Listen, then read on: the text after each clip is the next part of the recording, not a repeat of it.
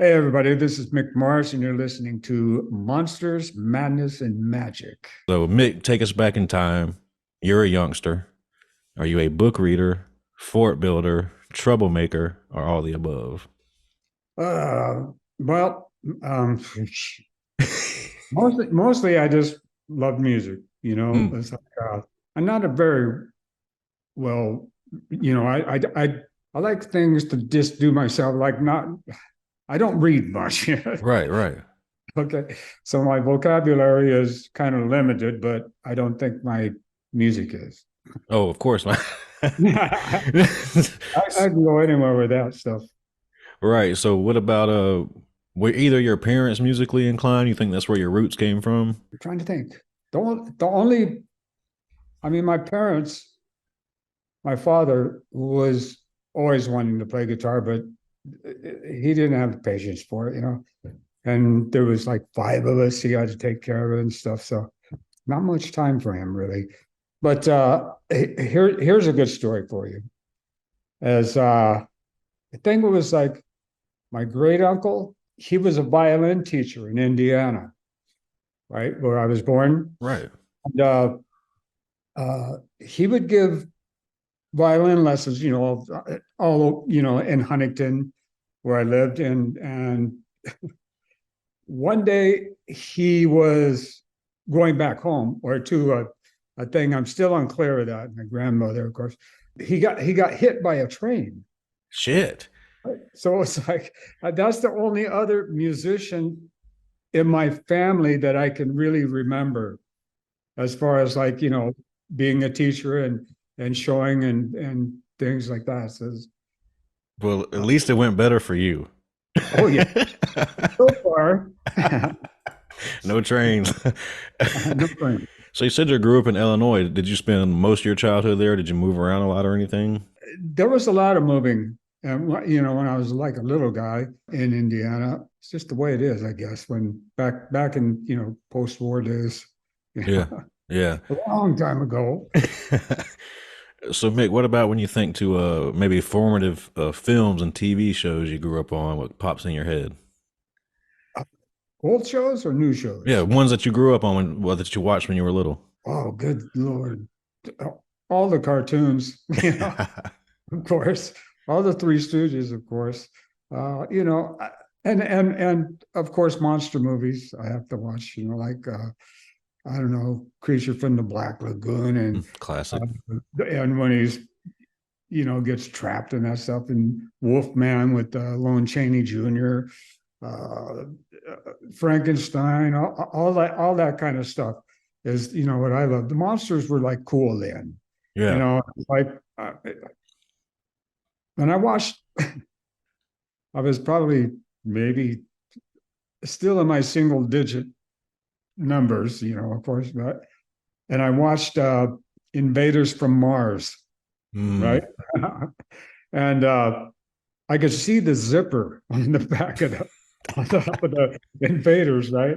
So it was pretty cool. I just love that kind of nostalgic stuff. I had a magazine that I would get, a little thin one, mm. and it was like Monster Magazine, and it had like the Alligator Man, Lon Chaney again, and stuff like that.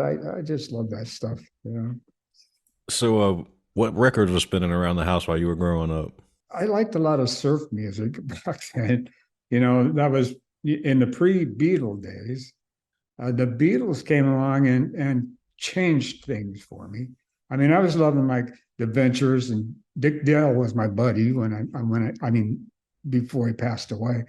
And so that kind of stuff is, Beatles came along and then Stones came along, and I'm going like, whoa, my whole direction of thinking, that went completely, like I say, different direction.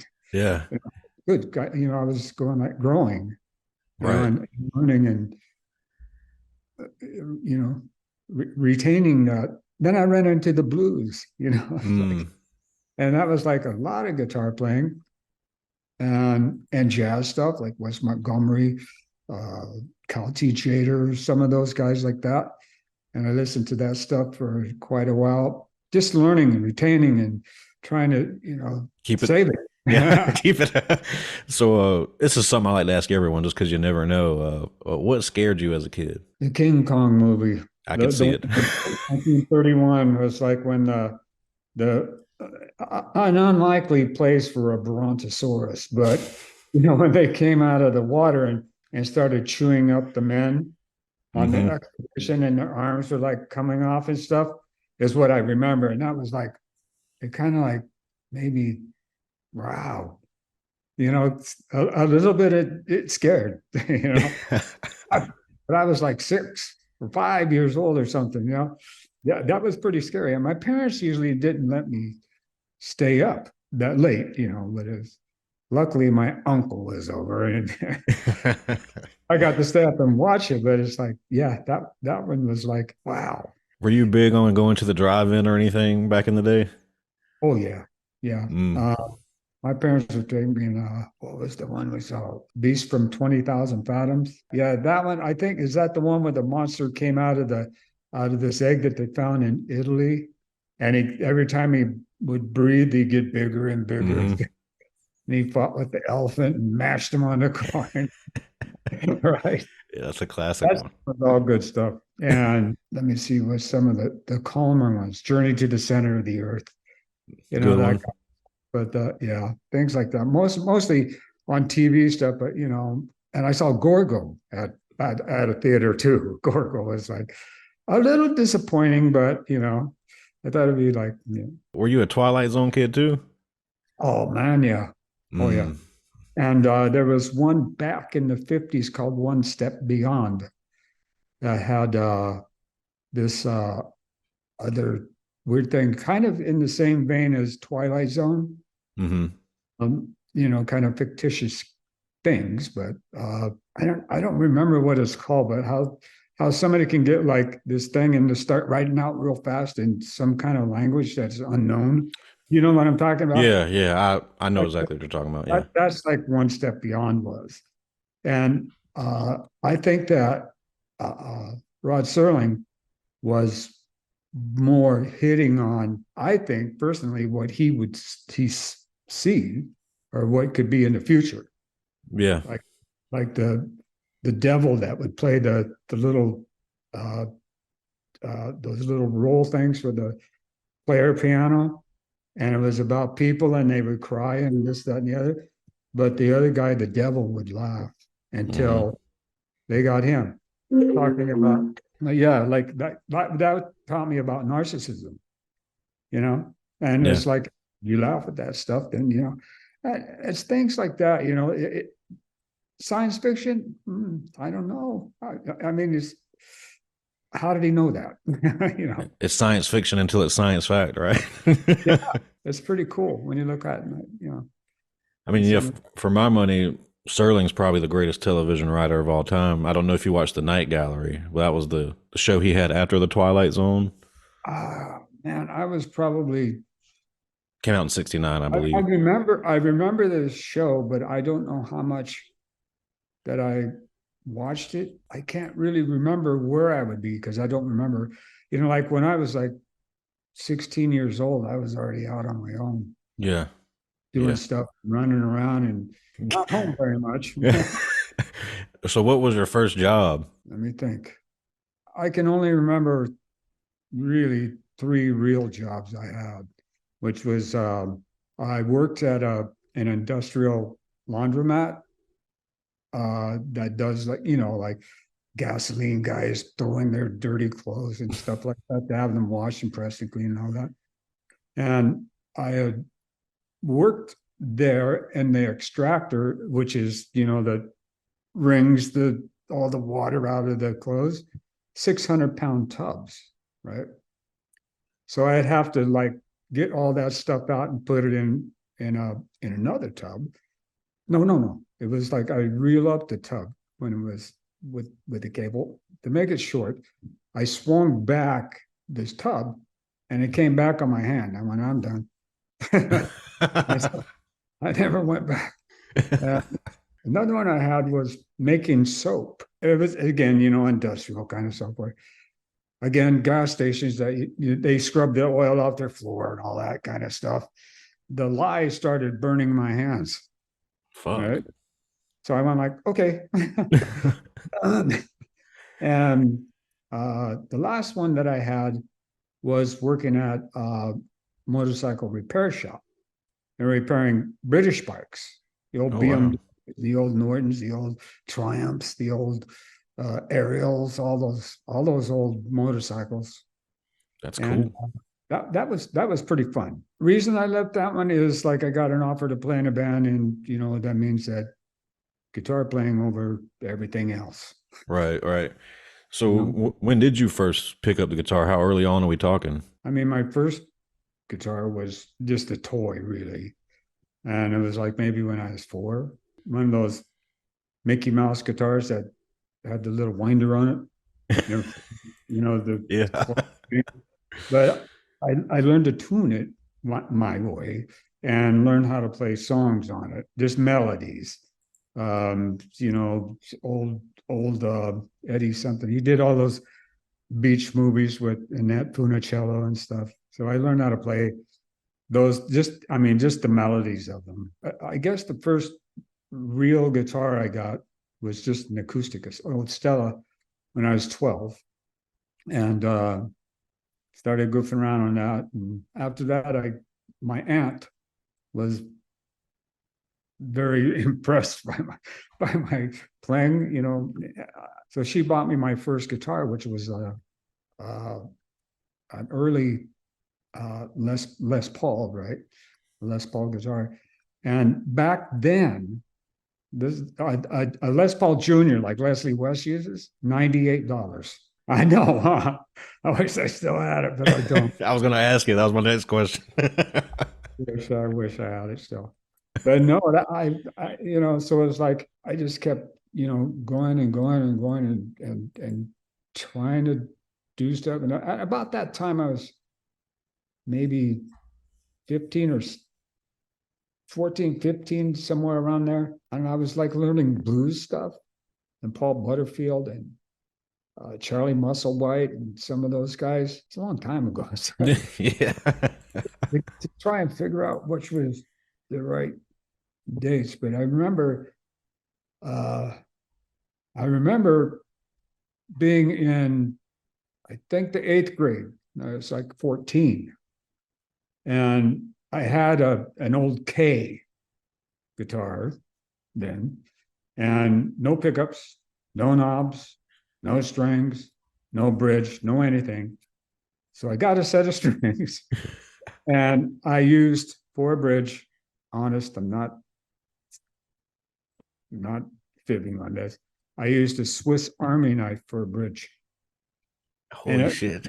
perfectly. So there's 101,000 use for the Swiss Army knife. Yeah. You really can use it for anything. And I played in a talent show in junior high school, which is when I went to Warner Junior High in Westminster, right, California.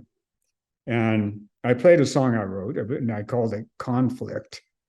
And I didn't know what conflict meant then, but I do now. But it was definitely a conflict there. But yeah, So that talent show, was that your first time on stage playing in front of people? yes, absolutely was. Were And you terrified? of course, of course. And I had a little teeny tiny Princeton amp, and the guitar and the amp belonged to my cousin. Right, so I borrowed them and played this talent show. Oh my God, it was it was disastrous, but being that age and playing in front of your whole class, Yeah, I could. Yeah, yeah, definitely. the whole 7th and 8th grade, you know, That's a they nightmare. and a little amp that's like 2 watts ain't gonna go very loud, and it's Uh, gonna sound like crap. But I didn't know it. Past that talent show, did you ever have to deal with stage fright once you get rolling? Did you ever have to overcome it? I No, not after that. It was like no, I never had any problems like that at all. Mm. There I did first time, but after that, no. I don't know why.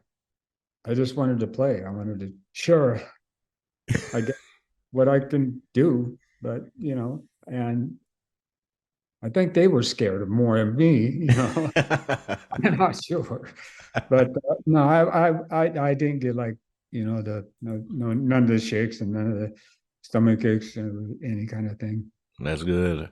So Yeah, at what point would you say that you realize, well, maybe you start taking music more seriously and you start to maybe think, you know, I could do this for a career potentially? really honestly about when I saw Hard Day's Night when it came out, 64 was it? So I must have been 13 or 14, somewhere around there. I was just going, I'm doing that. Well, actually, I did it a lot earlier, you know, when I saw a country western guy again in Huntington, Skeeter Bond, and he like kicked it off for me. But when I felt like I could really do something was, you know, after I saw that, and I went like, someday somebody's going to hear me on the radio and in movies and so on like that. And I really thought about that like all the time. Yeah, I said that to myself and I kept it going. And it And worked. well, here's one uh, about my mother, right? I mean, you know, being at home and stuff, and I told my mother, I go, I'm not going to go to a job that's, you know, back then, you know, it pays $100 a week or whatever. I want to make millions. And her eyeballs got so big, and she goes, I mean, my name is Robert, right? So she goes, Bobby, and I go like, well, that's what I'm going to do. So I did, you know, Hey, I'm pulled sure she it was out. happy about it. Oh yeah, oh yeah. So, Mick, recently I was talking with Marty Friedman, and I was asking him about, you know, how do you progress on guitar beyond learning your favorite licks early on, or maybe learning what your guitar teacher knows?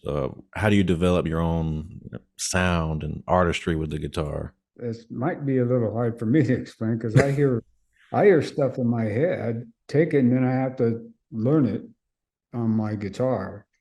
And then I put it down on like a, well, now Pro Tools, but back in the old days, you know, tape and shit. But I would listen to it back, right? Not immediately, but a day or so later, and go like, it stinks.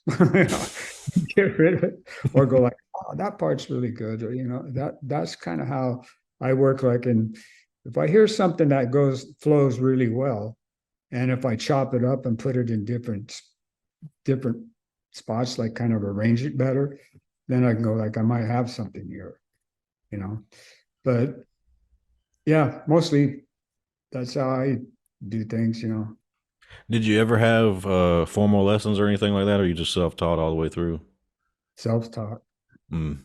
Can't read a note. Probably I should, but I don't know. I'm too old now. It I'm worked out fine for you. I'm set. You know.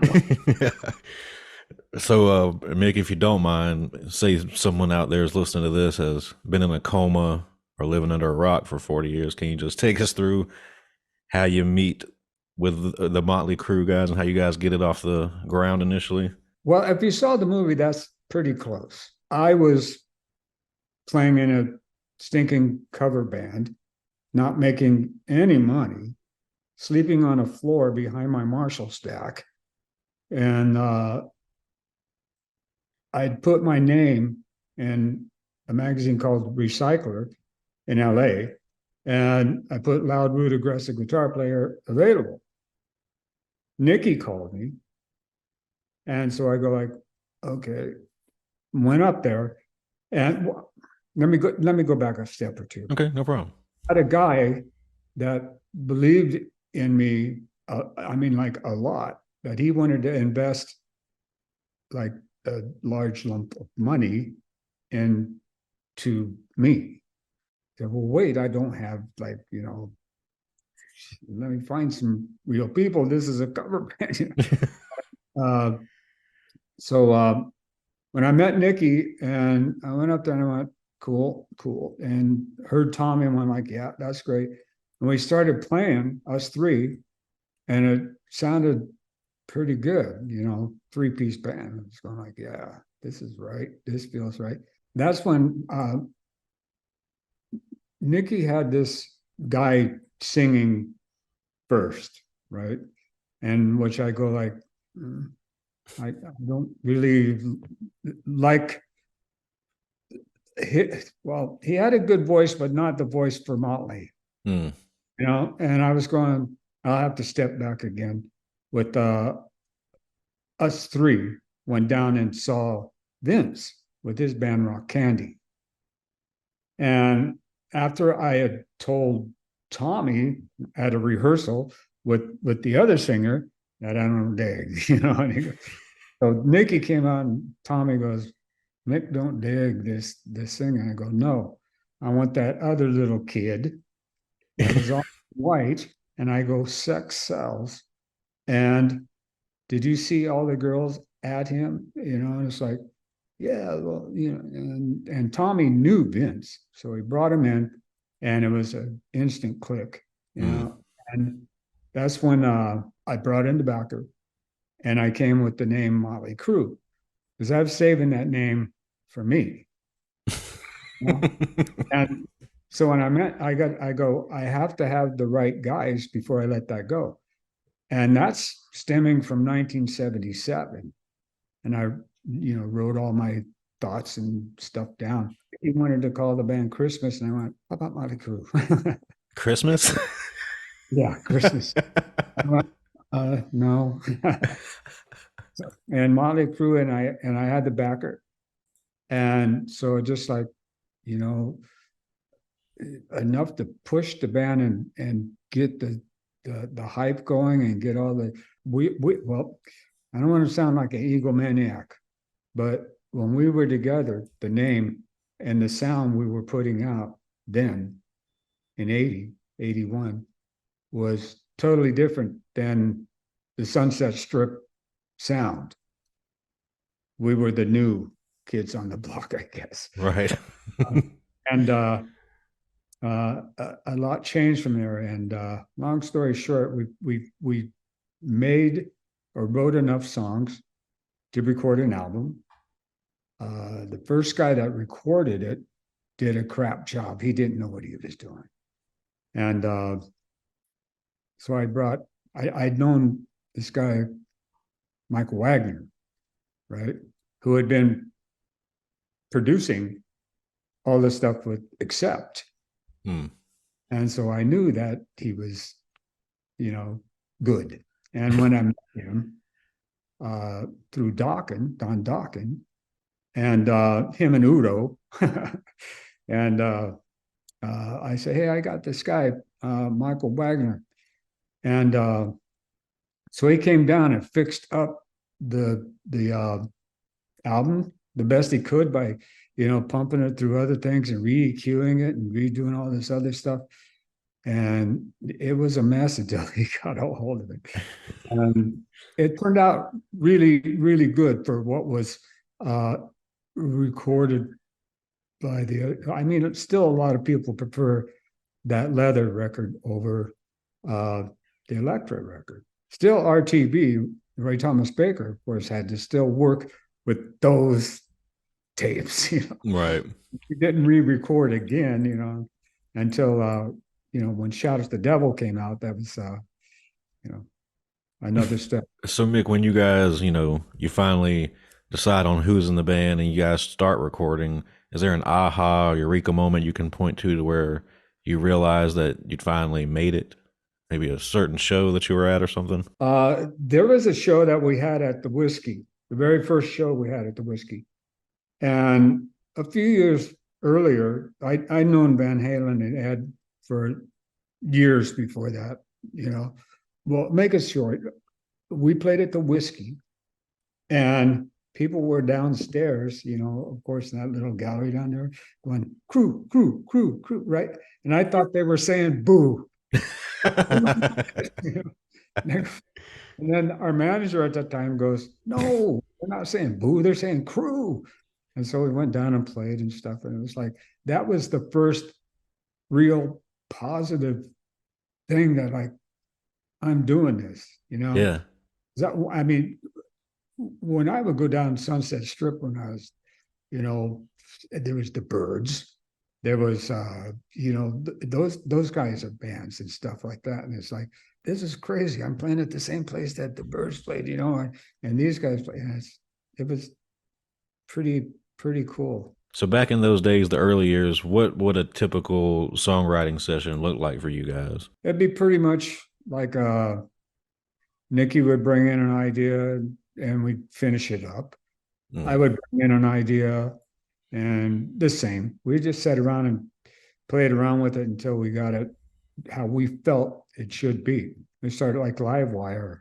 I think Livewire was our first real, true song. I mean, there was other ones too, but you know, that was the first song that people went like, "Holy crap!" You know. And we played at the Us Festival with that. Right? We Yeah. opened up people. Well, how many? I don't know, 300,000 people or more. I don't know, but it was big. No, not at the US Festival, but yeah, was it the US? No, it was at, yeah, it was the US Festival.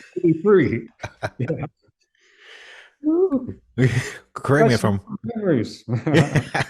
correct me if I'm wrong on this one, Mick. I spoke with Klaus Mina of Scorpions Oh recently, yeah, of course. and he was saying that you guys were it was you guys and I think Ozzy and maybe a few others that were Mhm. with them on that those first shows in Moscow after the fall of the Berlin Wall, I believe it was. Oh yes. And what do you Uh-huh. remember about that? Because that's pretty like a historically significant event. It was, and I mean, all the bands. I think well, Doc McGee put all this stuff together, manager of Kiss now. And he managed us at the time, but he set that all up and got all that going. When the wall comes down, it was like all open and stuff. And I don't think that arena or whatever it was that, you know, where they held the Olympics Yeah. was the first time it was reopened again, you know, in a you know, quite a long time.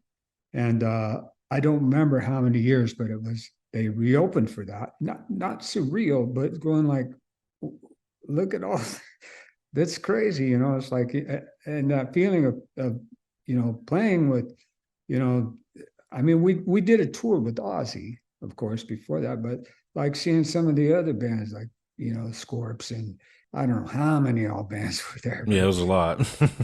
a lot of them, yeah. And I still got the poster from that, by the way. Oh, that's You know, cool. yeah, it's really cool. I remember I was the only guy that played a guitar solo and that whole thing. The only one. And actually, Steve Vai came up to me and told me that. He goes like, "Hey, you were the only guy that played a solo there." And I went, "I am," because I didn't see the whole thing, you know. Yeah. It was kind of cool, you know, just to go, okay, you know. While we're talking about live, so out of all the Motley songs, Mick, what would you say is the most difficult to perform live? Technically, just technically speaking. Um, not really any of them because they were, you know, pretty simple songs, and it's like at that time we were thinking, you know, of the listeners and what area or category of you know fans or buyers or whatever of the album would be, and we're like thinking, you know, like teenage up to like maybe 20 or 25, whatever, in that kind of an area.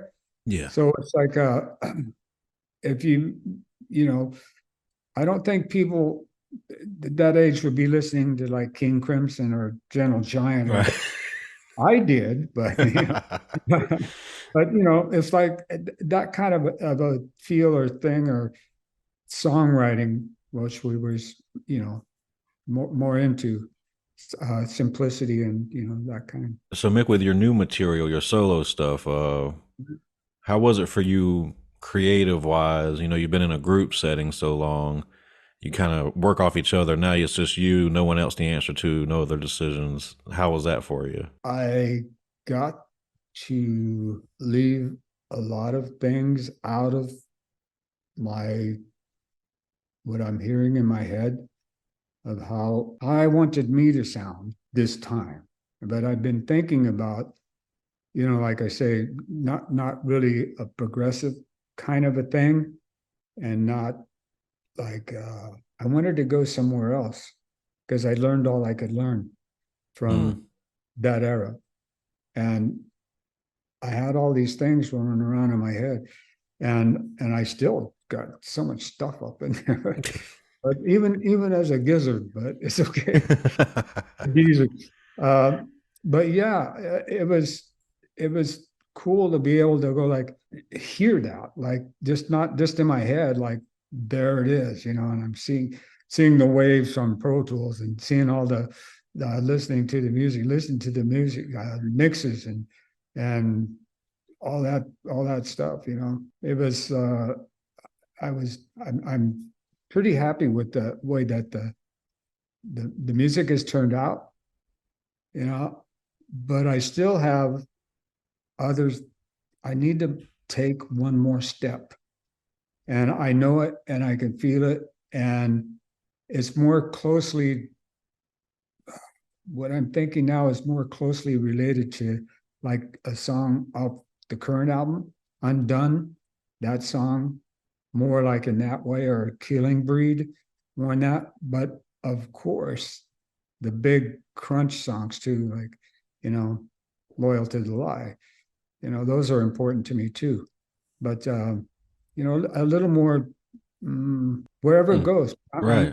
you know, I have to, I have to, I Yeah. have to next step, maybe, I think every musician thinks that way though, pretty much. It's like, well, I've been there and done that. It's next, Yeah. Yeah. so I don't know. So are you running the same rig, same amp and guitar setup that you have been using for years for the new stuff? Of course, that is my sound, I mean, like Jeff Beck has his thing, and most certainly like Jimmy Page and Hendrix and those guys, and I stumbled onto my own kind of a tone sound too. So, but I've always been like a tone nut too. I was always like uh, a massive fan of Jeff Beck because of his tone, and Video for the right side of the wrong. I wanted to ask you a yeah. bit about the video because I think Steven was telling me his little Frankenstein stuff going on there. On Right Side of Wrong, Yeah. there's a little bit of weirdness. Yeah, that's going to happen. I don't know how much he told you. Frankenstein was a good movie too. Boris, he did it good. But back to my video. Yeah, there's the right side of wrong. Like if you have two sides, let's say the warriors and the batters, right? And they both think they're fighting for the right cause. If they cross over, then you know, switch sides, they're going to think like, well, maybe, you know what I mean? It's like, well, maybe they were right. No, maybe they were right. No, well, maybe they're, but there's no right set of wrong, right? Right. I don't know. I got some ideas. I mean, I got a lot of ideas for the video that I think are going to really take you deep into it to go like, oh, that's just wrong, what I mean? Not right side of it, but just some cool visuals. I love visuals. Instead of seeing a guy Awesome. there going like, "Hey, look at me." I would love to have an animator just animate what's in my brain. You Oh know, yeah. Yeah. because if I did, I think nobody would do live videos anymore. I love animated videos. It's kind of like how the Gorillas did their stuff. Yes, I like that stuff. Yeah, me too. It's unlimited. I mean, you could do a lot of stuff for green screen too. You know, Because I'm going to do a lot of green screening on this as well. You know, I can put myself anywhere in the world, you know, at the snap of my finger, like whatever. And so, yeah, it's going to be not old school. Okay. You know, Right, right. So, just to wind down with these last few here, Mick, what would you say is the best music advice that you've received, and who gave it to you? you know, I can only say what's probably pretty much 90% of musicians say. It's like, don't stop. Don't quit. Better if you're single, but you know, your wife and kids, you got two jobs to do if you really want to do it, you know. But usually it's God, it's tough for me to say it and be not be mean. But once you do that, you're kind of locked into that because you know you got your family that you love dearly and you provide for them and stuff. But if you're a single guy, go for it. Mm. Have a girlfriend, whatever. But play, practice. And I would say don't try to be like anyone or copy, like play a cover song or do this or do this. Be you. Because when you start writing that song, where do you want to go with it? Any way you want. Anywhere. Anyway, it's yours. Take it wherever. As the Eagles say, remember, right? And and just keep an open mind, keep working and I don't know, progressing. Don't stop learning. I'm 72 and I'm still learning and trying to take me other places. I don't know. Well said. Yeah, I know. I So, know. I mean, I'm working now on ideas for the second record. If I live that long. No, I'm kidding. I'm working right now on my second thing with some ideas and stuff, and it's like what I'm hearing is that another step further, you know, and it's progression. That's what you oh yeah, said. Yeah. yeah, yeah. So, this is something I like to ask everyone as well. Have you had an experience that you would consider supernatural or paranormal? Only when I was high. Oh, what was that? um, I, I had these, you know, with what I have AS, right? To stay on tour with the pain, I would take opiates, right? And so being off a tour, I was already hooked on these crappy things and living by myself and nobody around. I couldn't drive because of my AS and stuff. And I got really horribly addicted to these things. That's when I started seeing things. There was like always 7 people or beings in my house all the time. If it was an alien holding down my arms and legs and another alien kind of looking at me and a doctor's head pokes through the ceiling and goes, there's nothing we can do for him. That's what happened to me one time. Holy shit. And, I don't know what they call them, but they were female, feline cat women that would come at me and like almost like uh, what's his name, Captain Fantastic or whatever he is with the stripes on and stuff, Yeah. and with the star on the belt. Some of that happened, and some other things that would happen. I mean, it was like I was a sick guy. I was sick, and there would be, like I say, 7 entities. One, and sometimes they were like angry indigenous people that were here before us, and they were mad. And so, you know, that kind of stuff. They lived in my closet. Now that's pretty whack. I could write a story about it Yeah, probably. you could. I'm listening. It was pretty, you know, I mean, I knew that it wasn't real, but I still saw it, you know, or I don't know what I would have done, but I knew I knew that it couldn't be real. How long ago was this? Oh, right before the Red, White, and Crew Mm. album came, right around that time. I was a pretty sick boy. Now, do you consider yourself religious or spiritual or anything like that? Sometimes I think about like karma or that kind of a thing. Um, I'm not, I mean, my father was a Baptist minister, right? I never got into that. I never have. My father never ever pushed anything on me like that. And so it's like, I believe like I say in karma or that kind of stuff. But as far as like um, uh, a single entity, I'll say, to watch over everything, can't do that. Right. So you know what I mean? Whatever it is, whatever you know. Well, Mick, just to put a bow on this thing here, want you to tell folks where they can find you, what you got on the horizon, and all that good stuff. You got your Uh, album coming up, of course. yeah, I got that coming out January 23rd. Yeah, and I have two more singles. Not loyal to the line, but wrong side of right side of wrong, Yep. uh, and undone. And what I planned, like doing that, um, those songs like that, is to show the progression of here's different styles of you know music and where I'm headed with this kind of stuff.